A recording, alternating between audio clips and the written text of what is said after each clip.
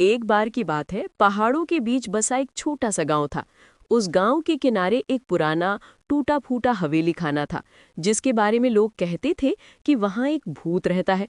शाम ढलते ही कोई उस ओर नहीं जाता था, क्योंकि हवेली के अंदर से अजीब अजीब आवाजें सुनाई देती थीं। कभी किसी के कदमों की, कभी किसी के रोने की, और कभी ठंडी हवा के झोंकों में घुली फुसफुसाहट की। गांव में अर्जुन नाम का एक निडर लड़का रहता था। उसे भूत प्रेत की कहानियों पर भरोसा नहीं था। एक रात उसने तय किया कि वो हवेली का सच पता लगाएगा। हाथ में लालटेन लिए अर्जुन धीरे धीरे हवेली के अंदर गया। दरवाजा खुद ब खुद चिर चिर की आवाज के साथ खुला, जैसे कोई उसे अंदर बुला रहा हो। अंदर घुप अंधेरा था और हवा बर्फ जैसी ठंडी। अचानक ऊपर की मंजिल से किसी के रोने की आवाज आई। अर्जुन कांप तो गया, लेकिन चल पड़ा।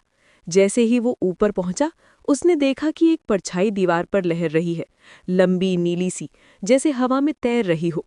अर्जुन ने साहस करके पूछा, कौन हो तुम? परछाई धीरे धीरे उसकी ओर मुड़ी।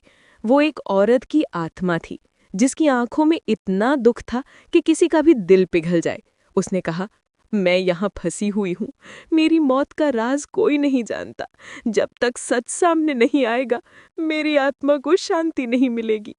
अर्जुन ने उसकी कहानी सुनी और गांव के बुजुर्गों से पता लगाया कि उस हवेली में बरसों पहले एक औरत की रहस्यमयी मौत हुई थी, जिसका सच कभी सामने नहीं आया। अर्जुन ने उस सच को उजागर किया, गुनहगार को पकड़ा और उस आत्मा को मुक्त किया। और उस दिन के बाद उस हवेली से रोने या फुसफुसाने की आवाजें कभी नहीं आई। गांव वाले कहते हैं कि अर्जुन ने सिर्फ एक भूत को ही मुक्त नहीं किया, बल्कि एक पुरानी रूह की पीड़ा को भी समाप्त कर दिया।